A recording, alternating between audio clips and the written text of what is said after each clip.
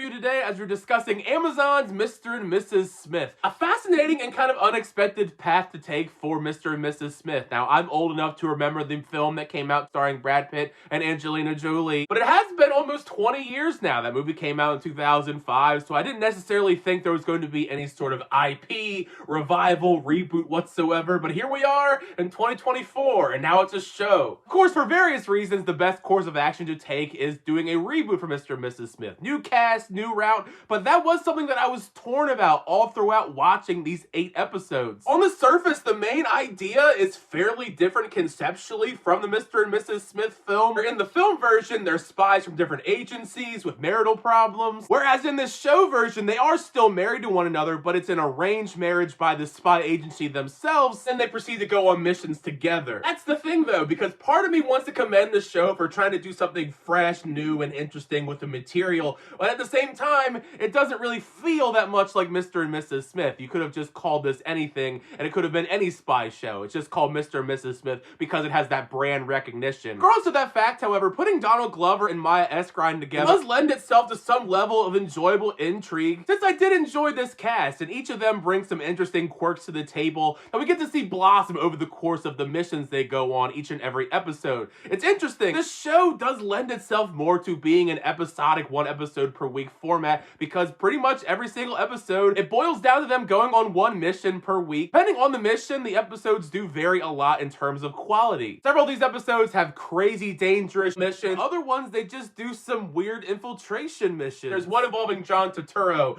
that takes a very weird turn involving dogs. When Mr. and Mrs. Smith really finds a groove, it's absolutely attributed to the chemistry between Donald Glover and Maya Erskine, which, much like the characters themselves, the spark between them isn't initially there. It's something that gradually builds up naturally as they get to know one another, working on missions together. Because of that, it does take multiple episodes for each of them to get comfortable into their roles. Once they settle into these characters, there is a stretch in the middle of this season where it is extremely entertaining to watch them. We've seen both Donald Glover and Maya Erskine fantastic work before. I do think they do gel well in these middle portion of the episode. Donald Glover has that usual charismatic charm. It bounces off Maya because she has such a unique personality once she comes out of her shell and opens up a little bit more. Makes these missions they go on all the better for it. A lot of the time, those good moments just aren't there. This show really struggles at trying to juggle the action spy elements to this story while also trying to factor in this weird brand of romance. With John and Jane being in this arranged style marriage, it brings its own unique style of complications, and the highs and lows of that are explored. You know, learning lessons along the way on their missions or from meeting other people, whether or not their feelings for each other are genuine or if they're even compatible at all, because they were put together in the first place by the company. The best way I could describe it boiled down is it just feels very messy with its execution. Big reason for that is I think there isn't a great concept of time in the show, how much time has passed. They're going on a lot of different missions across the globe, but we don't really necessarily know how much time they've spent together very rapidly, from barely knowing each other to falling in love and then falling out of love. We go to these therapy sessions with Sarah Paulson because, of course, we have to have a therapy scene. It was something that we saw in the film version of Mr. and Mrs. Smith. Just for me, at least, it doesn't feel like the relationship by and large stuck the landing. Also, despite the fact this show is based around spies going on missions, it is fairly light on action for long stretches of the season. There are a plethora of missions that we get to see these two go on over the course of the 8 episodes. The majority of those missions are fairly quick and don't involve a lot of the things you expect from a spy action adventure, you know, shootouts, explosions, big fight sequences. Now, I do get that Donald Glover and Maya aren't exactly action movie stars. There are a couple scenes where they do have hand-to-hand fight sequences and they are well executed. There just aren't very many of them. One big action sequence I was impressed with was one that happens later on in the season, this big shootout chase sequence that involves Ron Perlman's character. Speaking of Ron Perlman, there is a shocking amount of big name talent as guest stars.